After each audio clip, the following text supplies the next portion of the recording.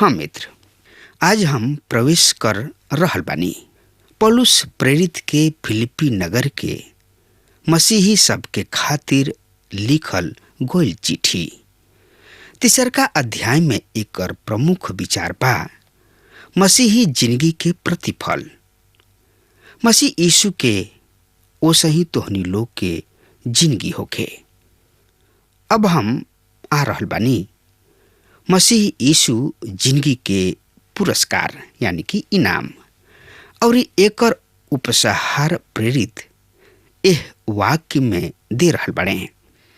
हम आगे बढ़तानी कि यदि संभव होखे तो हम ओ लक्ष्य के प्राप्त कर सकी, काहे कि मसीह यीशु हमरा के अपनौले बने। हम लक्ष्य के ओर बढ़ल चलल जातानी कि इनाम अर्थात मसीह यीशु में परमेश्वर के सड़क के ऐलान के न्याय बन सकी। यह अध्याय से हम मालूम कर सकतानी कि पौलुस प्रेरित अपना भूतकाल के लेखा रखे के ढंग में परिवर्तन कर लेले बाणे। उ वर्तमान खातिर अपना उद्देश्य भी बदल लेले बाणे और भविष्य के खातिर उनकर आशा में भी बदलाव आ गइल बा। पौलुस के ई विश्वास रहे कि परमेश्वर एह पृथ्वी पर आपन राज स्थापित करे पर बाणे। उ अंत तक ए विश्वास में अटल रहले। उ समस्त विश्वासी सबके खातिर भी एगो सुघर आशा रहे। जब पृथ्वी से मसीह यीशु अपना लोगन के लेबे बदरी पर आई हैं। आई देखी जा कि पौलुस केकरा के अपना अतीत से चलल आ रहल लेखा राखे के ढंग बदल दिहले। फिलिपियो के पत्री 3 अध्याय के 1 पद बता रहल बा, ऐसे हमार भाई लोग प्रभु में खुश रह। उहे बात बार बार लिखला में हमरा के तो कोनो परेशानी ना होखेला, काहे कि हमरा तोहनी लोग के कुशलता बा। मूल में भी ई बात आखिरी में शब्द से शुरू हो रहल बा, जौना से ई संकेत मिलेला कि पौलुस आपन ई लेख यहाँ खत्म कर रहल बने। लागता मूल में उनकर अभिप्राय रहे कि ई चिट्ठी एगो छोट मोट धन्यवाद के रहे, पर हम एह लेखा बीच में ही पहुंच सकल बानी। अतः इस साफ बा कि परमेश्वर के आत्मा ही उनका के आगे लिखत जाए के प्रेरित करत रहले। उत्तर भारत के एगो मशहूर प्रचारक कुछ इलाका में लोकप्रिय आत्मिक जागृति सभा सब के आखिरी दिन आयोजक सब उनका से विनती कैलन कि वो कृपया करके आपन संदेश केवल 20 मिनट में खत्म कर दा। हमरा टीम के लोग जानत रहन कि उहे जनसमूह के सामने खड़ा होके बोलत रहल पसंद रहे, जबकि उनका संदेश में कुछ सार ना भइल करत रहे, पर अपन आवाज सुनल बहुत ही प्रिय रहे, यानी कि बढ़िया लागत रहे। ओ दिन उ बोले तो शुरू कैलन। अचानक उहे याद आइल कि हमरा जल्दी खत्म करे के बा। उ बोलले, हम ई पढ़ के खत्म करब और उ ओकरा बाद कम से कम 10 मिनट और बोलत गुलन। एह तरी सब संदेश में उ करीब 5 हाली जल्दी खत्म करे के प्रतिज्ञा करलन और हर बार उ 10-15 और मिनट बोलत चलत गुलन। जब उ 50 में खत्म कैलन तब गिरजा घर के बेंच कुर्सी खाली हो चुकल रहे। आयोजक आपन कपार पीटत रहले और प्रचारक साहब घमंड से अपना स्थान पर बैठ गलन। उनका अंदर यानी कि भीतरी बहुते सुकून तथा संतुष्टि मिलल। आज किंतु ओ दिन ना तो जतना चंदा मिले के रहे ना मिल पावल, काहे कि लंबा संदेश से करीब आधा आदमी कुर्सी बेंच खाली हो चुकल रहे। लोग रही हैं तबे तो चंदा दी है, बिना चंदा दिहले लोग चल गए और एकर परिणाम भइल कम चंदा। उ उपदेशक आज भी ओसही के ओसही बाणे। मित्र, हम रउआ के बता दी कि आज भी परमेश्वर के वचन के ऐसन दुर्लभ बा।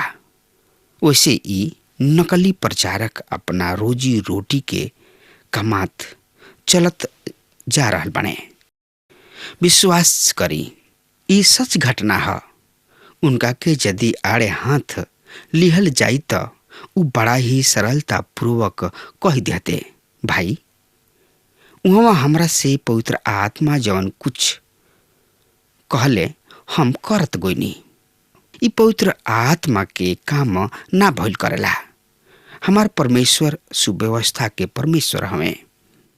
पवित्र आत्मा कभी दुर्व्यवस्था के ओर ना ले जाई हैं, जैसे ई प्रचारक दावा करत रहन। यहाँ पौलुस खत्म करे त चाहत रहन, पर पवित्र आत्मा के प्रेरणा से उ आतना ही औरी लिख गइलन जौन की आज हमनी खातिर नीति है। उनकर आखिरी संदेश होके रहे, हरदम आनंदित रह। यदि उ आज जिंदा रहते त उनकर हमनी खातिर इहे होखित। पहला शताब्दी के कलीसिया के जिंदगी शैली इहे रहे। फिर पौलुस प्रेरित सूचित कर रहल बाणे कि हमार चिट्ठी लिखल ओहनी लोग के खातिर बोझिल कृत्य ना रहे। फिलिपी के कलीसिया के चिट्ठी लिखत समय उनका दिल पर कोनो बोझ ना रहे, जैसे कि कुरुंथ और गलतिया के कलीसिया सब के बारे में रहे। उहे चिट्ठी लिखल उनका खातिर आनंद के विषय रहे, उत्तेजना के काम रहे और उनकर अभिलाषा रहे कि ओहनी लोग भी खुश रहस जा। और ध्यान दी, ई केवल अभिलाषा ही ना, ई उनकर आदेश रहे। प्रभु में हरदम आनंदित रह लोग। उनका इस सब लिखे में कोनो प्रकार के अड़चन पैदा ना भइल। उ लोग सब पौलुस के सराहत और बड़ाई करत भी रहले और उनका से बहुते प्रेम करत रहले। पौलुस खुद के यानी अपना आप के ओहनी लोग से नजदीक समझत रहले। अतः चिट्ठी लिखल उनका खातिर कोनो बोझ के काम ना रहे और उनका द्वारा ओहनी लोग के खातिर चिट्ठी लिखल ओहनी लोग के लाभ के खातिर रहे। त एकरा बारे में और ज्यादा से ज्यादा जानकारी खातिर रउआ हमरा संगे आपन पवित्र शास्त्र बाइबल निकाल लेनी। हाँ, तो ओमे देखी फिलिपियो के पत्री 3 अध्याय के 2 पद एह तरी से बता रहल बा। कुत्ता सब से सावधान, कुकर्मी सब से सावधान, अंग भंग करे वालन से सावधान। यहाँ सड़क पर चलत फिरत कुछ मकान सबके फाटक पर कुकुर के आकृति के नीचे लिखल रहला, कुकुर सबसे सावधान। उ वैसे ही वाली चेतावनी ना ह। अतना ही ना, ई कोनो जानवर के ओर भी संकेत नहीं खे। पवित्र शास्त्र में कुत्ता यानी कि कुकुर शब्द के प्रयोग अलग अलग संदर्भ में कइल गइल बा। एशिया एकर उपयोग झूठ नबी सब के खातिर कइले रहन, काहे कि नबी सब चेतावनी दिहल करत रहले। खोखला बचाव के धोखा में एशिया ओहनी लोग के गूंगा कुकुर कहले रहन, अर्थात कुकुर उ हमें जौन की परमेश्वर की पूरा सलाह के प्रकट ना कइल करत रहले। झूठ नबी, झूठा शिक्षक ई आज भी कलीसिया खातिर जोखिम बनल पड़ल बाणे। ओहनी लोग के आराम चाही, ओहनी लोग काम ना करे चाहेलन। कलीसिया में भी ऐसन अनेक बात के फैसला कइल करलन। एगो कलीसिया के सदस्य चर्च छोड़ दिले, काहे कि उनकर अनुसार सेवक कभी भी फलदायक संदेश ना देत रहले। मालूम भइल कि उ अपना आप व्यापार के लेन देन में ईमानदार ना रहन। त का ऐसन संघर्ष के आरामदायक संदेश दिहल ठीक बा? उनका तो जरूरी रहे कठोर चेतावनी के संदेश के, और उहे उनका स्वीकार ना रहे। शायद उनका ऐसन लागल होई कि सेवक के नंबर 2 के काम के बारे में मालूम हो गल रहे, पर सेवक तो कभी भी एगो आदमी के लक्ष्य क के ना दिहल करलन। यानी कि कोनो सेवक केहू के ऊपर संदेश बना के ना दिहल करेला लोग, और ऐसन संदेश शांतिदायक संदेश ना होला। यदि रोवा के कौनो शारीरिक पीड़ा होला, कुछ ऐसन होला जौन की ना होखे के चाही, रोवा डॉक्टर के पास चल भी जाई ना। वहाँ जाके रोवा डॉक्टर से बहकी बहकी बात भी करे लगी ना, डॉक्टर साहब हमरा एगो दोस्त के भी यही तरीके तकलीफ होत रहे और उनका के फलाना फलाना दवाई दिहल गोल, ई दवाई दिहल गोल, तो ऊ ठीक हो गइलन। तब डॉक्टर साहब उनकर जांच क के कहताने, तोहरा के यदि दवाई के जरूरत होखी तो हम जरूर लिख दिहती, पर तोहरा दवाई की जरूरत नहीं के। तोहरा खातिर यानी कि तोहरा शरीर में गड़बड़ जरूर शुरू हो गइल बा। ई तो कोनो संतावनापूर्ण संदेश ना भइल। तब वो तोहरा से आगे कहताने, तू सच सुने चाहब? यदि तोहरा से सच ना कही तो तोहर विश्वास हमारा पर से हट जाई। जानतड़ा तोहरा का भइल बा? तारा कावन रोग भइल बा? कैंसर के रोग भइल बा तोहरा। तू एकरा खातिर धन्यवाद ही द। तू सच सुने चाहत रहुआ और तू सुन लिहला, पर ई संतावना देवे वाला संदेश ना रहे। कुछ लोग समृद्धि के रजाई में घुसल आराम से सुतल करेलन और जोखिम के कोनो चेतावनी उनका के सचेत ना कर पावले। उन्हीं लोग के जगावे खातिर भोके वाला कुकुर आवश्यक है। ऐसा लोगन से बचा। संतावना मात्र संदेश दे के रुआ के धोखा में रखेलन। रुआ आत्मिक कैंसर के शिकार हो जाई ना। वो सही हमें कुकर्मी लोग और तीसर का समूह अंग भंग करे वाला के, जौन की मसीह सबसे मूसा के व्यवस्था पालन करे के कहत रहले, जेकर अब कोनो कीमत नहीं रही गइल। एकरा बारे में जाने बुझे समझे खातिर वा फिलिपियो के पत्री 3 अध्याय के 3 पद एह तरी से बता रहल बा। सुनि ध्यान से ए पद के हम रुआ सामने पढ़ रहल बनी। काहे कि सच खतना वाला तो हमनियों के बानी जा, जे परमेश्वर की उपासना आत्मा के अगुवाई के द्वारा करलन और मसीह यीशु में खुशी के संगे जिंदगी बितावेनी और देही पर भरोसा ना धरेनी।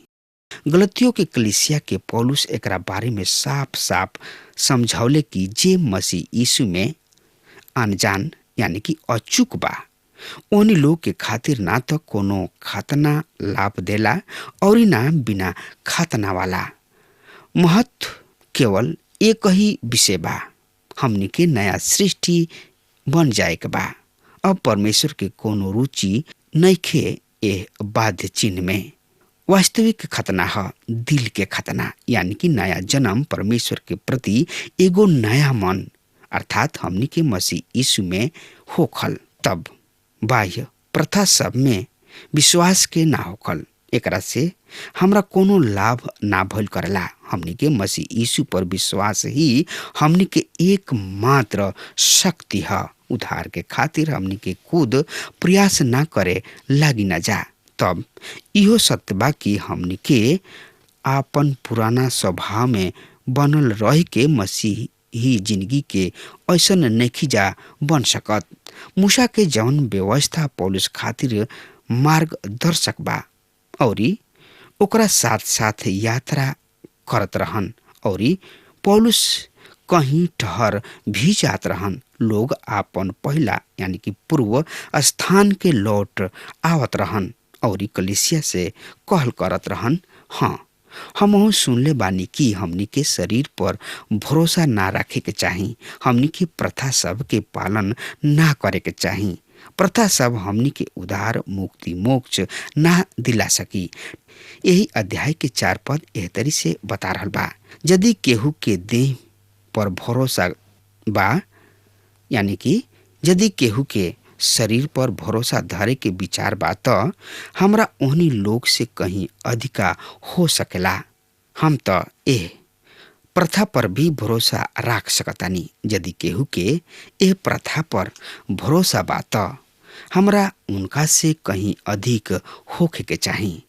उ सूचित कर रहल बाणे कि यदि ऐसन कोनो धार्मिक आदमी बाणे जौन की एह प्रथा पर भरोसा हो सकता त उहे उनका से कहीं अधिक होखे के चाही। उ आपन पृष्ठभूमि कोनो भी धार्मिक कहलावे वाला आदमी के सामने रख के उनका तुल्य उनका से कहीं अधिक ऊंचा पर राखल जाए के जोग प्रभावित हो सकत रहन। धार्मिकता के आश्रम पर उ आगे बढ़त रहले। यही धार्मिकता के चरम बिंदु मान के उ मसीह यीशु द्वारा प्रकट वास्तविकता धार्मिकता समझले। दमिश्क के और उनकर जीवित मसीह यीशु से साक्षात भेंट भइल, जहाँ वास्तविकता के प्रति उनकर आँख खुल गइल। जब मसीह यीशु उनका से बोलले, शाऊल, हे शाऊल, काहे सता रहल बड़ा तू हमरा के? और उनकर भ्रम चकनाचूर हो गइल और उ एगो नया आदमी बन गइलन। धार्मिक पर वास्तविक अर्थ में इहे है। अब हमार समय खत्म हो रहा बा, तब तक खातिर हुआ हमरा के आज्ञा दी। परमेश्वर हुआ के बहुत ही आशीष देश। आमीन।